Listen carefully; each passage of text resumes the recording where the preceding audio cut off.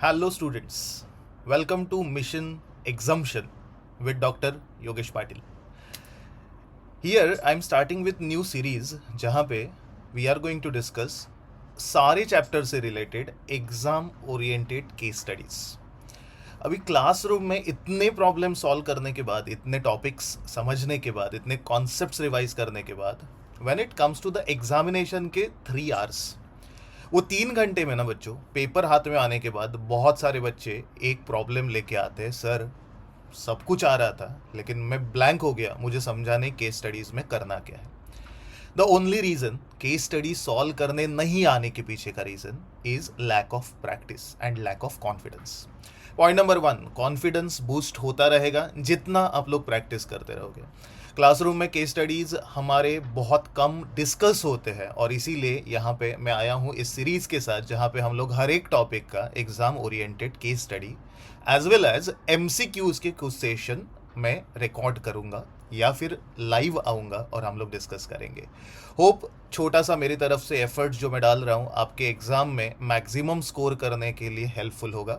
So kindly subscribe करें इस channel को, देखते रहे, कुछ ना कुछ रेगुलर अपडेट आते रहेंगे जो आपके एग्ज़ाम के एग्जाम्शन के मिशन अकम्प्लिश करने में आपकी ज़रूर हेल्प करेंगे. तो myself doctor Yogesh Patil and in today's lecture we are going to start with the case study related to process costing. Process costing के सारे क्वेश्चंस को अगर एनालाइज करोगे तो आपको 3 टाइप के क्वेश्चंस उसमें मिलेंगे. First, simple category of question जहाँ पे institute ask you to prepare process account, normal loss account, abnormal loss account and abnormal gain account. Second category जो आता है जिसमें इंटर प्रोसेस प्रॉफिट का अकाउंटिंग करना होता है. और तीसरा कैटेगरी जिसमें आप लोगों को बहुत सारे बच्चे मैंने ऑब्जर्व किया है अभी तक के मेरे करियर में कि इक्विवेलेंट यूनिट्स का जब क्वेश्चन आता है तो थोड़ा सा बंटी का साबुन स्लो चलना चालू हो जाता है. ठीक है, तो बस आपका कॉन्फिडेंस बूस्ट करने के लिए शुरू करते हैं आज के पहले केस का discussion. And this case study is from September 2024 CA intermediate examination. Paper है अपना 4th वाला जो आपको बहुत भर भर के मार्क्स देने वाला है. और इस केस में इन्होंने डिस्कस किया एक सिनारियो जहां पे कंपनी का नाम है Sagar limited. Sagar limited, an oil refinery, uses process costing for determining the cost of each process. Management of Sagar limited is confused. जैसे आप कंफ्यूज होते हैं वैसे ही इस कंपनी का मैनेजमेंट भी कंफ्यूज है about method of valuation of WIP. के WIP का वैल्यूएशन कौन सा मेथड से करे यार, FIFO से करे, वेटेड एवरेज से करे, वही कंफ्यूजन इनके भी दिमाग में चल रहा है.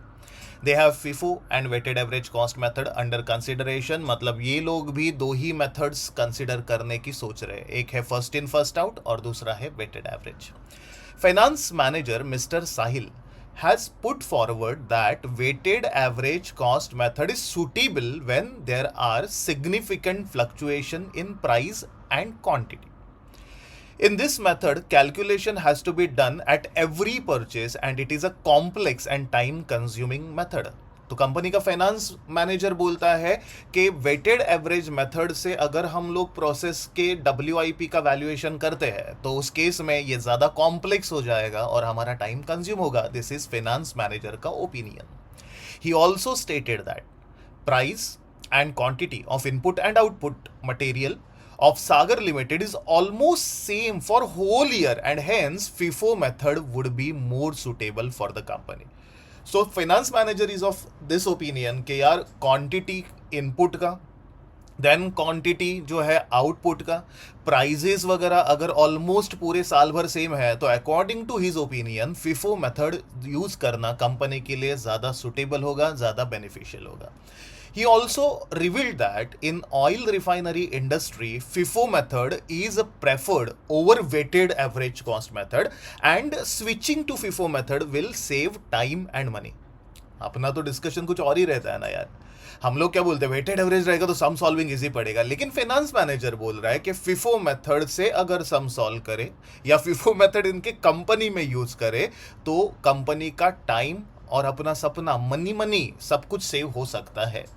He further stated that by using FIFO method, closing WIP is valued at current cost which is very very important. FIFO method gives you more accurate answer, और इनका भी कहना यही है कि WIP का वैल्यूएशन अगर FIFO से करे तो करंट कॉस्ट पे हमारा वैल्यूएशन ज़्यादा एक्यूरेट हो सकता है, एंड फॉर दैट पर्पज ही has given us some information.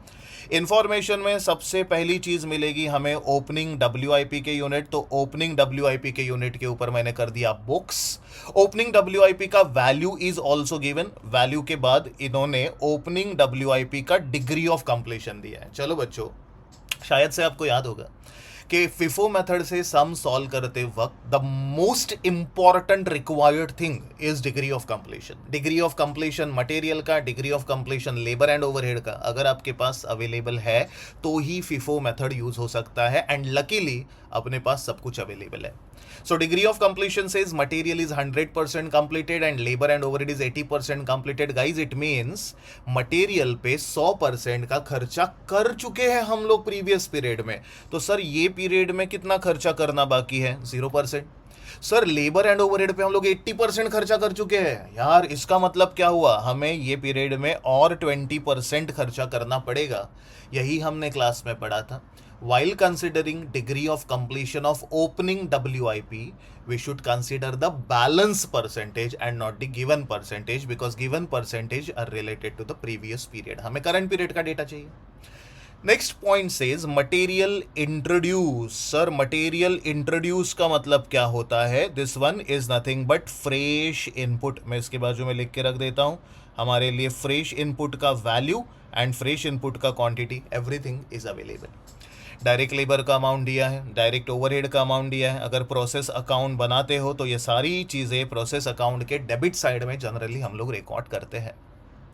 Guys, when question से यूनिट स्क्रैप, पहले तो समझ लो यूनिट स्क्रैप का मतलब होता है this are the good units और this are the spoiled units. यार ये तो खराब हो गई यूनिट, स्पॉइल्ड यूनिट है. और जब भी यूनिट स्क्रैप लिखा रहेगा ना, हमेशा उसके नीचे ब्रैकेट में मैं मेंशन कर देता हूँ TL stands for total loss. It includes normal losses as well as abnormal losses. बरोबर है.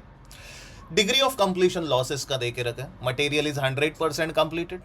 आगे बढ़े. Labour and overhead is 70% completed. If you analyse this thing, labour and overhead को इन्होंने मर्ज करके रखा है. इसका मतलब हमें labour and overhead equivalent statement में अलग दिखाने की जरूरत नहीं पड़ेगी. Finally, question says closing WIP के units are 2600 and closing WIP का degree of completion is also given, which means current period में material पे you have spent 100% money and labor and overhead पे अभी तक सिर्फ 60% खर्चा हो चुका है. Hope your concepts are getting revised here, right?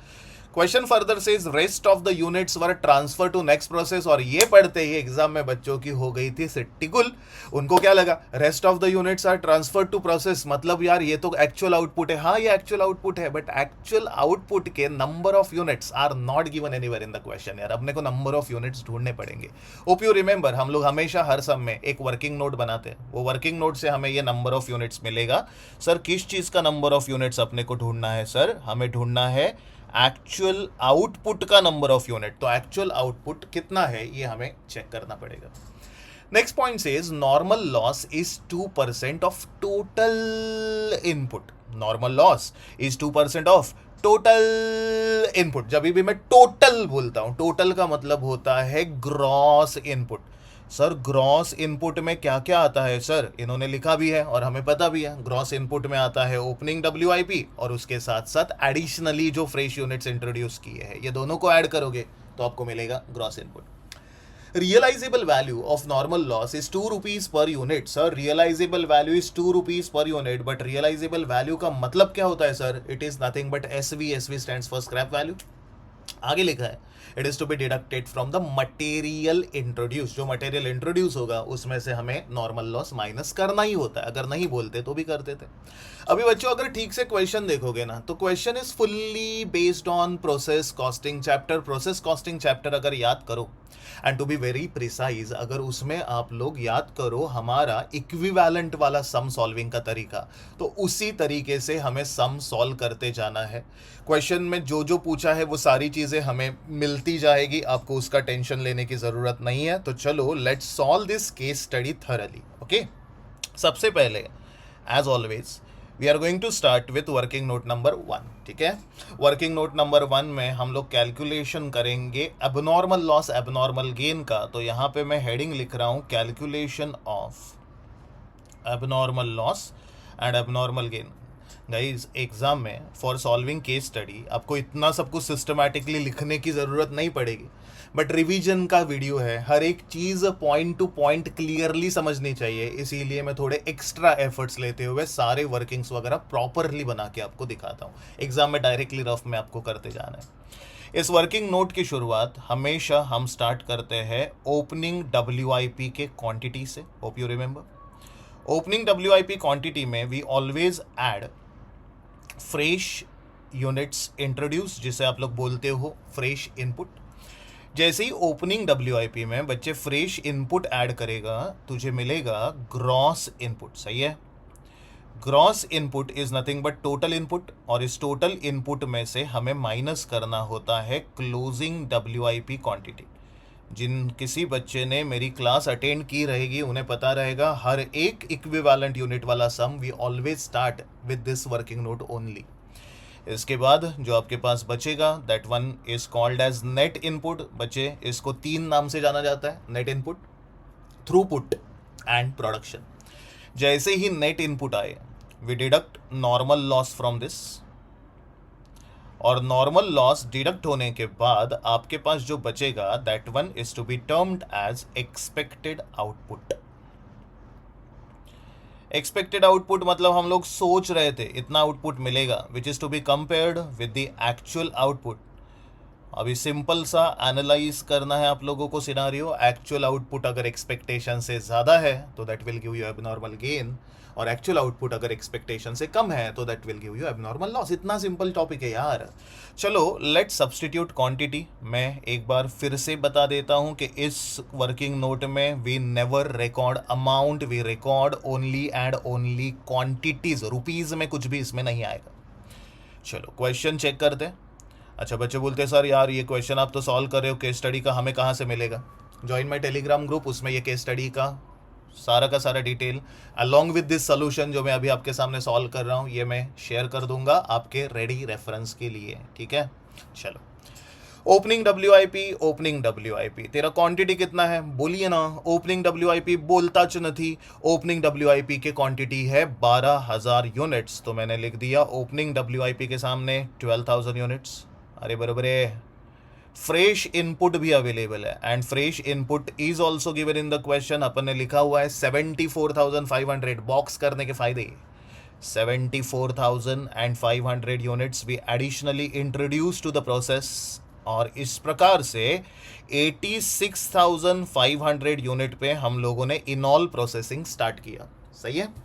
86,500 में से हमारे क्लोजिंग WIP में पड़े हुए यूनिट जो है वो है 2,600 यूनिट्स। तो मैं अगर 2,600 यूनिट्स को हटाता हूँ सर, लेकिन इसको हटाएंगे क्यों? क्योंकि इनके ऊपर प्रोसेसिंग हुआ ही नहीं है।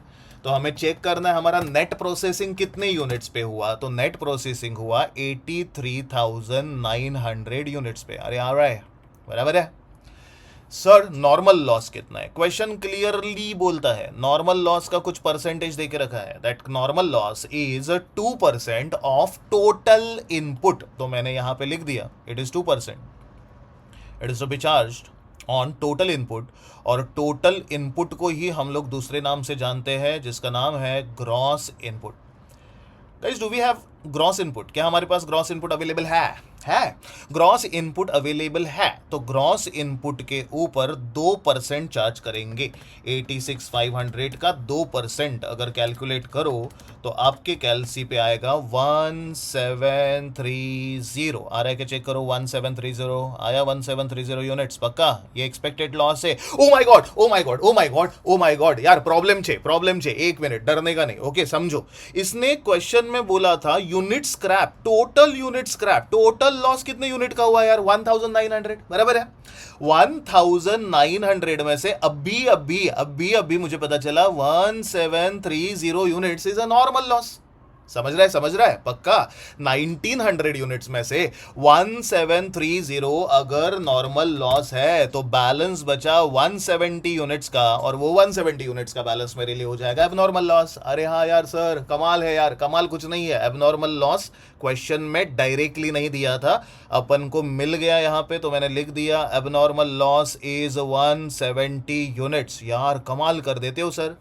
सी जनरली क्या होता है पता है, आप लोग ऐसे करते हो ना, 83,900 माइनस 1730। सर हमें 82,170 यूनिट्स का आउटपुट एक्सपेक्टेड था, उम्मीद कर रहे थे 82,170 यूनिट्स का आउटपुट मिले, बराबर है ना, यही उम्मीद थी, बराबर, उम्मीद पे दुनिया कायम है, यही उम्मीद थी। लेकिन एक्चुअल आउटपुट क्वेश्चन में दिया ही नहीं था यार सर। हाँ ना, वही तो हम लोग सोच रहे थे, एक्चुअल आउटपुट क्वेश्चन में दिया ही नहीं था, यही हमने बोला था एक्चुअल आउटपुट ढूंढना पड़ेगा, सही है। तो एक्चुअल आउटपुट ढूंढा जा सकता है यार। आप लोगों के जनरल क्वेश्चन में एक्सपेक्टेड और एक्चुअल होता है, हम लोग कंपेयर करके एबनॉर्मल लॉस ढूंढते हैं। इस क्वेश्चन में एबनॉर्मल लॉस हम लोगों ने ढूंढा और अभी एक्चुअल आउटपुट मिल सकता है, समझो। हमारा एक्सपेक्टेशन था 82,170 यूनिट्स का आउटपुट पाना, लेकिन हमें एडिशनली 170 यूनिट का लॉस हो गया। मतलब हमें जो आउटपुट मिला रहेगा वो एग्जैक्टली 82,000 यूनिट्स का आउटपुट मिला रहेगा। पक्का समझ रहा है, पक्का समझ रहा है। I was expecting 82,170 units as my output, but I got 170 units less, इसीलिए इसे एबनॉर्मल लॉस बोला गया ना। तो एक्चुअल आउटपुट तो 82,000 यूनिट्स का आया। अरे हाँ यार सर, कमाल कर रहा है यार। ओके, अपना अगर सिस्टम याद हो तो एग्जैक्टली ये वर्किंग खत्म होने के बाद ना हम लोग एक छोटा सा प्यारा सा नन्हा सा प्रोसेस अकाउंट बनाते हैं।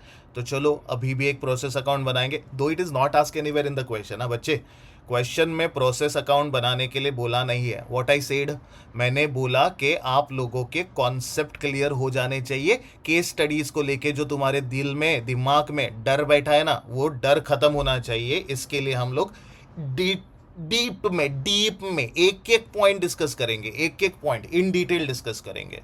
तो यहाँ पे हेडिंग का नाम लिख दिया मैंने process account. Process account debit, process account credit. पहला कॉलम कोणाचा, पर्टिक्युलर पर्टिक्युलर। पहला कॉलम देवाचा, पर्टिक्युलर पर्टिक्युलर। पर्टिक्युलर्स के बाद रिकॉर्ड कर रहा हूँ मैं क्वांटिटी एंड अमाउंट, फिर रिकॉर्ड कर दिया मैंने क्वांटिटी एंड अमाउंट। नहीं समझा? अरे यही तो फॉर्मेट है। फॉर्मेट में आने वाली चीज़ें भी आप लोगों ने इतने सम सॉल्व किए यार क्लास में, चीज़ें भी हमें पता रहती है कि इसके डेबिट में क्या क्या आता है। तो शुरू में starting point is opening WIP। Opening WIP के बाद हम लोग रिकॉर्ड करते हैं मटेरियल इनपुट। मटेरियल इनपुट के बाद हम लोग रिकॉर्ड करेंगे लेबर, और लेबर के बाद हमें रिकॉर्ड करना पड़ेगा ओवरहेड्स। डेबिट में और एक चीज आ सकती है, that one is abnormal gain which is not available anywhere in the question. Sir opening WIP का क्वांटिटी कितना है? 12,000। मटेरियल इनपुट का क्वांटिटी कितना है? 74,500। This is fresh input. पक्का समझ रहे हैं अमाउंट कहाँ से आ रहे हैं? लेबर और ओवरहेड का क्वांटिटी नहीं होता। लेबर को किलोग्राम में लेके आओगे, हाँ लेबर आज तेरी सर्विसेज 2 किलो की लेता हूँ, नहीं होता है ना, तो इसका क्वांटिटी नहीं हो सकता यार। क्रेडिट साइड में आने वाली चीज़ नंबर 1 नॉर्मल लॉस, चीज़ number 2 abnormal loss. Abnormal loss के बाद आता है आउटपुट, और आउटपुट के बाद रिकॉर्ड होता है क्लोजिंग WIP। बच्चा these are the permanent elements of process account, इसके अलावा कुछ आएगा ही नहीं यार।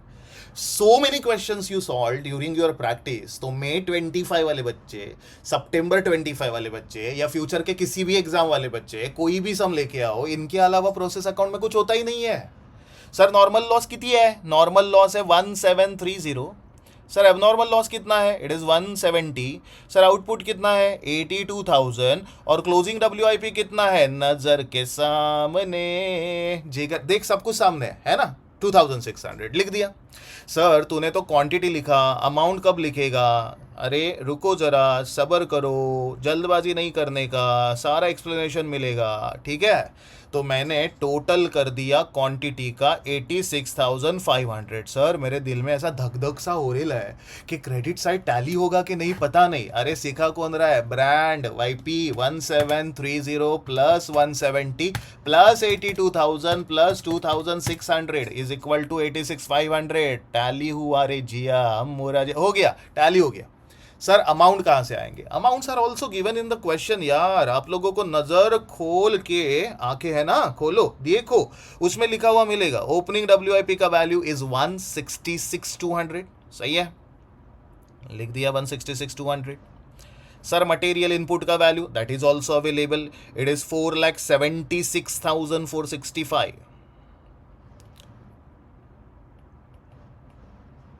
सर लेबर का वैल्यू वो भी अवेलेबल है, labour is 3,70,395। Sir overhead value that is also given यार, ओवरहेड का वैल्यू इज 2,96,316। डेबिट साइड के सारे वैल्यूज अवेलेबल है, तो कैलसी का इस्तेमाल करें, फिर विश्वास करें। देखो कितना आ रहा है आप लोगों का टोटल। सब लोग ना वीडियो जब देखते हो ना, तभी ऐसे ना एकदम ऐसे बैठ के ऐसे वीडियो देखते नहीं रहने का, ओ पुकी वीडियो, ऐसा नहीं करने का, सामने चोपड़ी खोलने का और बुक में लिखने का मेरे साथ साथ, तो प्रैक्टिस देखो होके ही रहेगा। आप लोगों को कोई एग्जाम्शन लाने से रोक नहीं सकता, इतना याद रखो, जुड़े रहिए हमारे साथ। 13,09,376, 13,09,376 लिख दिया। क्रेडिट साइड पे भी सेम टोटल, पक्का साथ में रहना बच्चों, रफ में करोगे तो भी चलेगा, तुम्हारा भाई तुम्हारे लिए ना अच्छे से प्रेजेंट करेगा, तुम लोग रफ में करो, कोई दिक्कत नहीं है। नॉर्मल लॉस का वैल्यूएशन करने के लिए हमेशा हम स्क्रैप पे इसको वैल्यू करते हैं, and scrap value is given in the question. आप लोग क्वेश्चन को एनालाइज करो, चेक करो, मिल जाएगा। आपके क्वेश्चन के लास्ट लाइन पे बोला था स्क्रैप वैल्यू जो है वो 2 रुपया है, तो मेरे नॉर्मल लॉस के अर्ज है, क्या बोला, मेरे नॉर्मल लॉस के 1730 यूनिट अगर 2 रुपये में बेचूं तो आई विल बी रिकवरिंग 3460 का टोटल नॉर्मल लॉस का scrap value from the market. अभी यार सर ये 3 यहाँ पे जो बैलेंस बचे ना, ना गुबा, ये जो ऐसा ऐसा आता है ना, ये ओके तेरे एक्स की बात नहीं करो, मिसिंग बैलेंस की बात करो, ये जो है ना, ये ढूंढने के लिए अपने को बनाना पड़ेगा एक statement, and that statement is called as statement of equivalent unit. बच्चा एग्जाम में फटाफट रफ में करना ही है, स्टेटमेंट ऑफ इक्विवेलेंट यूनिट्स। और इसके साथ we are going to calculate CPU also. हमारा फाइनेंस मैनेजर साहिल भाई, सर ये कौन आया साहिल भाई सर? अरे क्वेश्चन पढ़ा तभी ध्यान किधर था? हमारा finance manager, sir finance manager का नाम क्या है? सर वो तो सागर है ना, टकले सागर कंपनी है और साहिल फाइनेंस मैनेजर है। साहिल भाई ने बोला था वेटेड एवरेज मेथड ना चलवे, हमें जे तुम्हार ना चलवे, तेरे को कौन सा मेथड यूज करना पड़ेगा? बोला यार FIFO method, first in first out. तो ठीक बा, हम लोग फिफो मेथड यूज करेंगे और फिफो मेथड से हम लोग सम सॉल्व करने की कोशिश करते हैं। चलो देखते हैं कितना याद है। फिफो मेथड से सम सॉल्व करना हो या वेटेड एवरेज मेथड से, स्टेटमेंट का फॉर्मेट सेम रहेगा। You are going to prepare 2 columns, percentage and units for labour overhead together when merge percentages are given.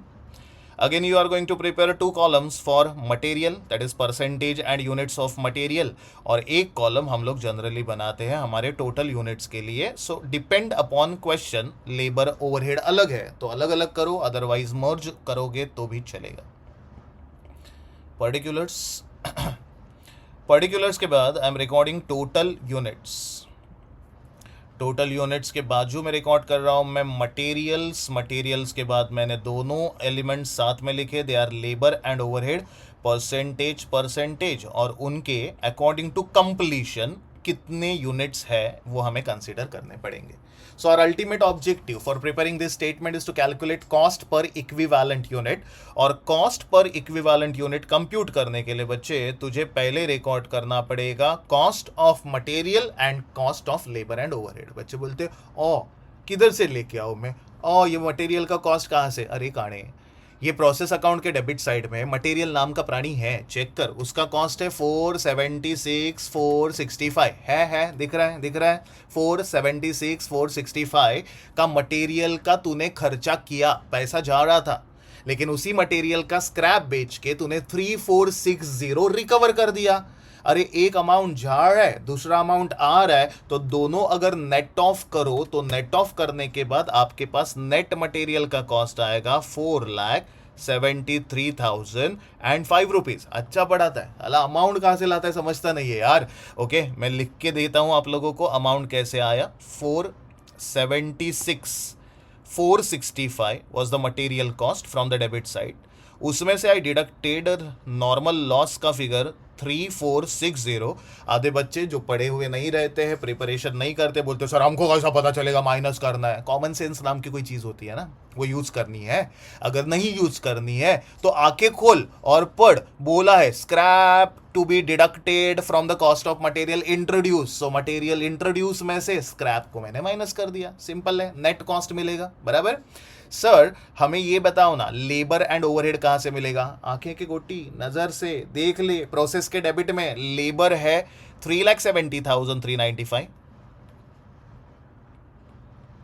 और ओवरहेड्स भी है 2,96,316.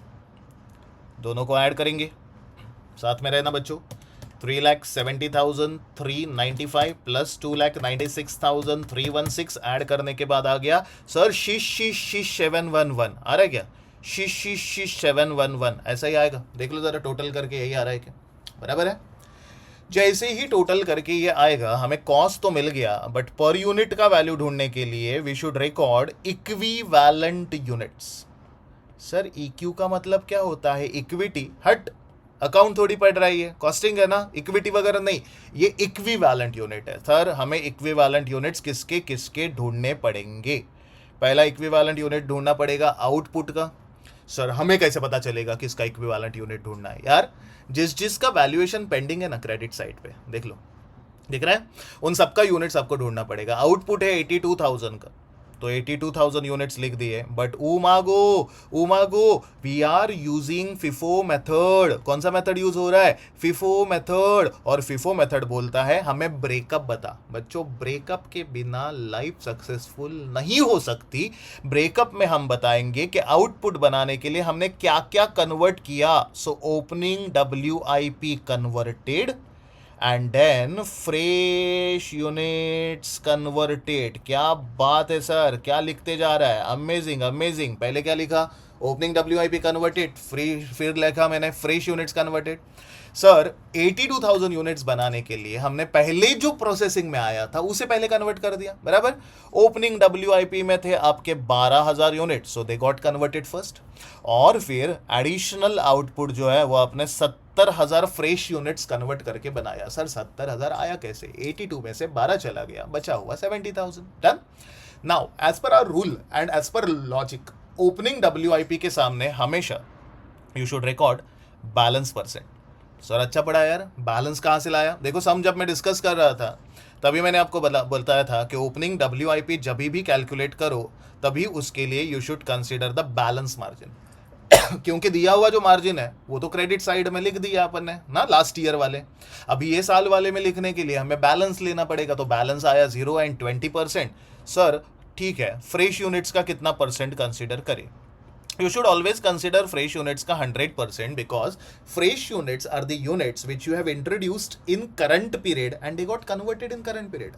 इसी पीरियड में आया, इसी पीरियड में फिनिश हो गया. सर ये कब हो सकता है? जब इसी पीरियड में 100% कॉस्ट लगेगा तब. अगर आप लोग सॉल्व करोगे तो 12,000 इंटू 0% इज डैश एंड 12,000 का 20%. मैंने कैलसी पे किया, गलती की कोई गुंजाइश नहीं. 2400 70,000 तो आउटपुट के यूनिट्स हमने कंप्यूट कर लिए. आउटपुट के बाद मैं रिकॉर्ड कर देता हूं क्लोजिंग WIP.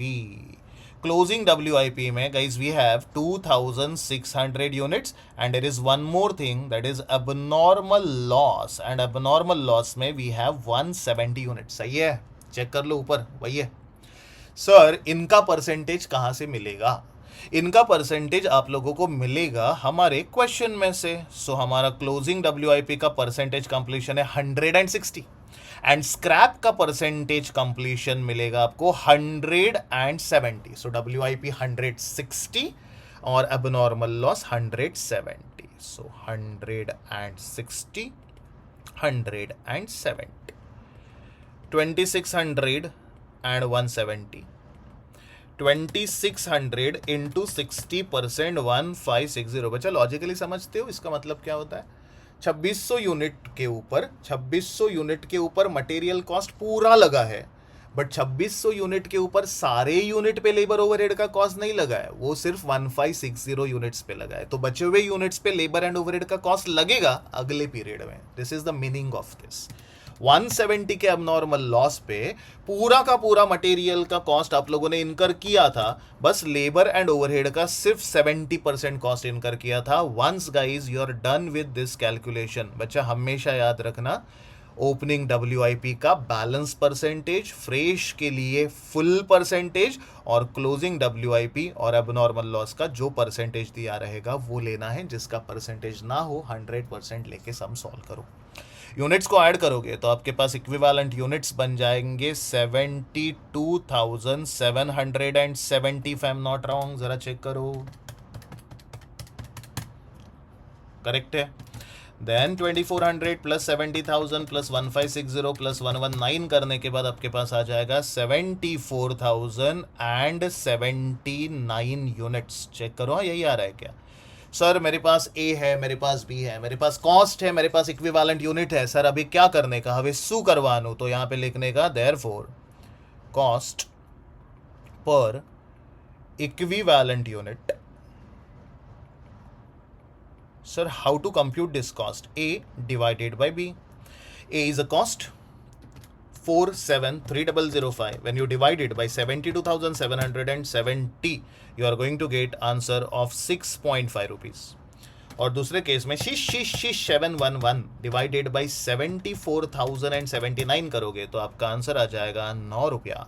और इस प्रकार से अगर टोटल करो तो आपका टोटल कॉस्ट आ जाएगा 15.5, मतलब हर एक यूनिट बनाने के लिए फिनिश प्रोडक्ट का आप लोगों ने 15.5 रुपये का खर्चा किया है। चलो सर ये भी हो गया, बच्चों समझ लो, जादू होने वाला है अभी।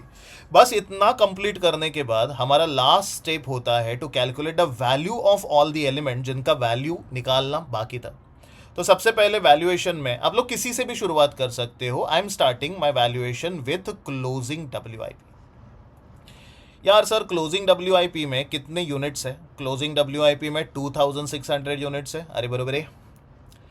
अभी ना 2600 को मैं 15.5 से मल्टीप्लाई नहीं करूंगा, पता है क्यों?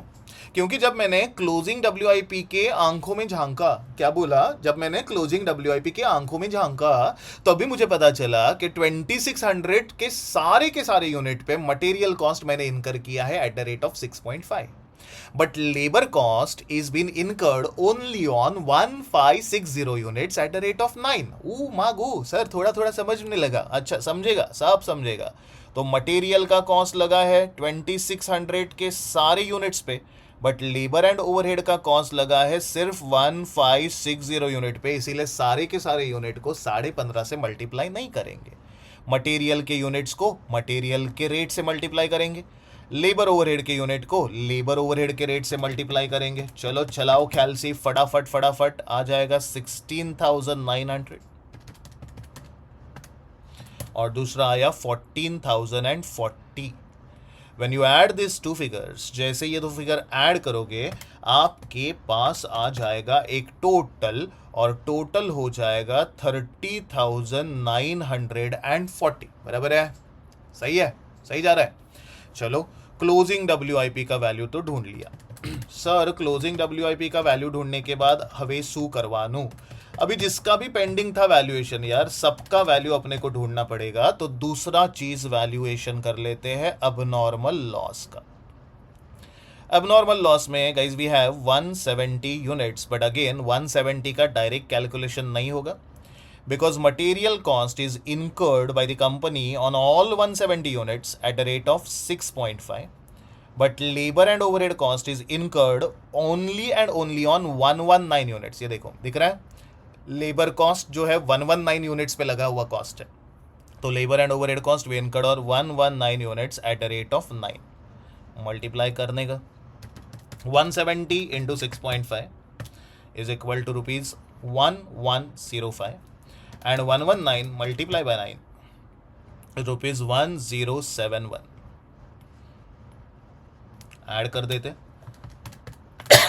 It is rupees 2176। And once this is done, अपना एक ही वैल्यूएशन बचेगा। बच्चा my personal advice, if you are dealing with case study, पहली चीज, इतना सब कुछ ऐसा प्रेजेंट करने की जरूरत नहीं है। इसका रीजन पता है क्या है? केस स्टडीज में एमसीक्यूज के आंसर देने होते हैं, ओके? तो इतना टाइम नहीं रहेगा, रफ में फटाफट फटाफट करते जाना है। डन।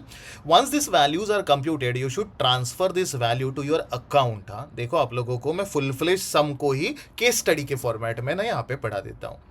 आपका क्लोजिंग WIP और एबनॉर्मल लॉस का वैल्यू ढूंढा था, 2176 वाज द एबनॉर्मल लॉस का value and 30,940 was the value of your closing WIP.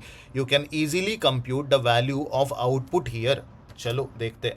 13,09,376 plus 30,940, sorry, minus